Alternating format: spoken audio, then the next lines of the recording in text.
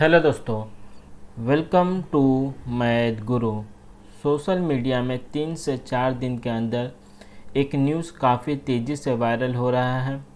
ख़ास करके ऐसे प्लेटफॉर्म जो ऑनलाइन टीचिंग एग्ज़ाम का प्रिपरेशन दिलाते हैं, इनके द्वारा एक स्क्रीनशॉट लिया जा रहा है, जो कि आप लोग भी स्क्रीन पर देख सकते हैं, जिसमें इस बात का दावा किया जा रहा है कि लगभग 38,000 नए टीचर जो है रिक्रूटमेंट किए जाएंगे एकलव्य मॉडल स्कूल में।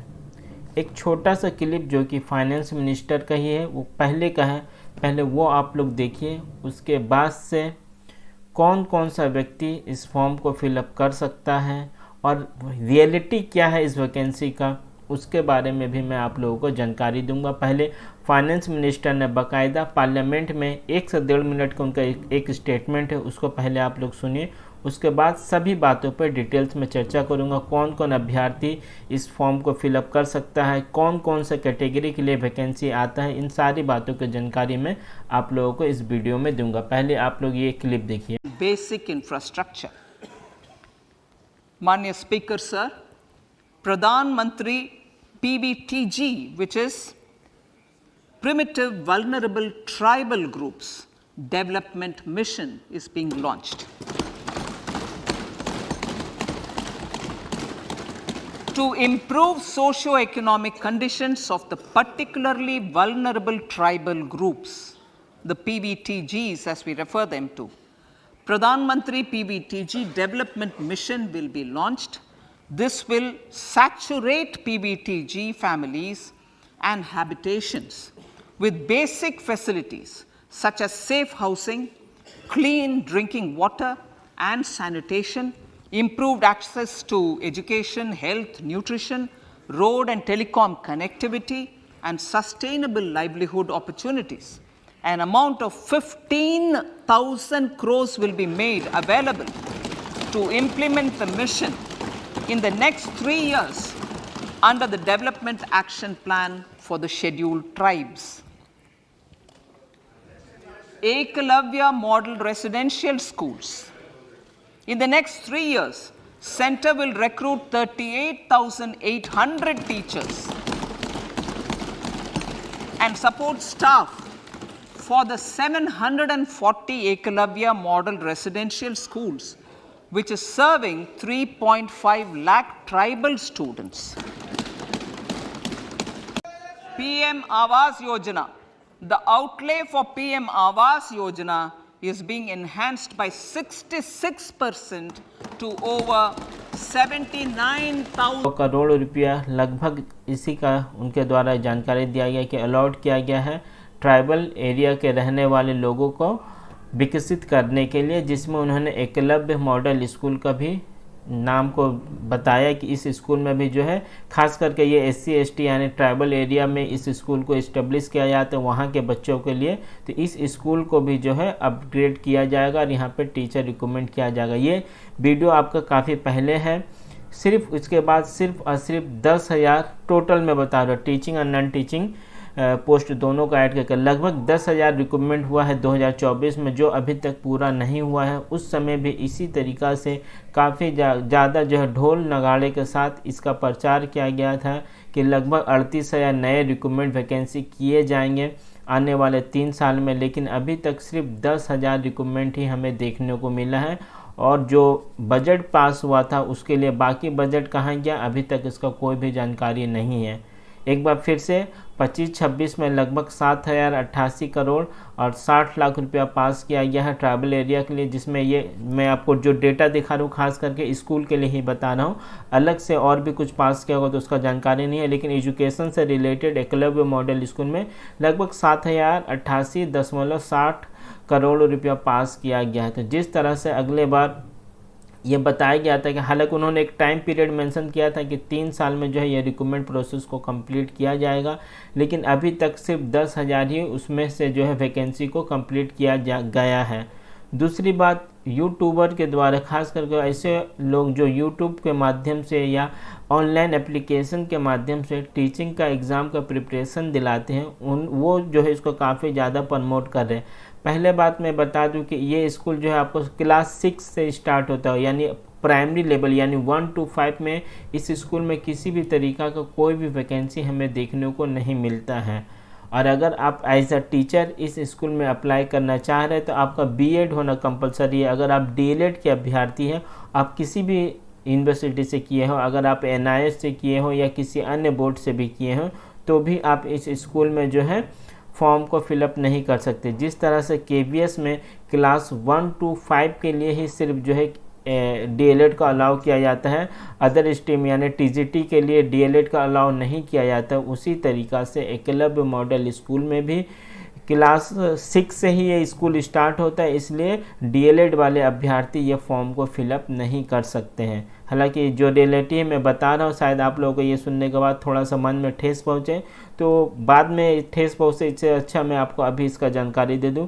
क्लास 6 से टीचर रिक्रूटमेंट का प्रोसेस चालू होता है एकलव्य मॉडल स्कूल में। डीएलएड के अभ्यर्थी फॉर्म फिलअप नहीं कर सकते हैं।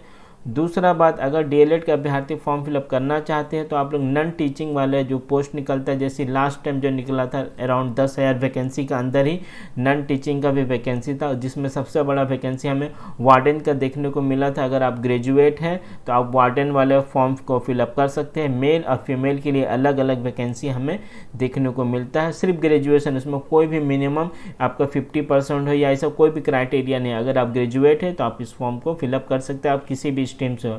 अगर आप 12 पास है तो जूनियर सेक्रेटरीट का एक वैकेंसी लास्ट टाइम जो देखने को मिला था, 12 पास वाले उस फॉर्म को फिलअप कर सकते थे। वार्डन का एक एग्ज़ाम होता है, उसके बाद से आपका इंटरव्यू वगैरह था और डायरेक्ट उसके बाद ज्वाइनिंग था। जूनियर सेक्रेटरीट का आपका एग्ज़ाम होने के बाद टाइपिंग टेस्ट वगैरह था, उसके बाद आपका ज्वाइनिंग का प्रोसेस था। लास्ट ईयर यानी 2024 के शुरुआत में इसका एग्ज़ाम देखने को मिला था, तो आप लोग उसका एग्ज़ाम का पैटर्न उठा सकते हैं। लेकिन ये अलाउंस तो कर दिया गया है फाइनेंस मिनिस्टर के द्वारा, काफ़ी अच्छी बात है। अगर ये धरातल पर इम्प्लीमेंट होता है तो बहुत ही खुशी की बात है। लेकिन मैं आप लोगों को रियलिटी बताना चाहता हूँ कि लास्ट टाइम भी इसी तरीक़ा के एक अनाउंसमेंट पार्लियामेंट में फाइनेंस मिनिस्टर के द्वारा ही किया गया था, जिसका अभी तक इम्प्लीमेंट उसका 25% भी वो इम्प्लीमेंट नहीं हुआ है।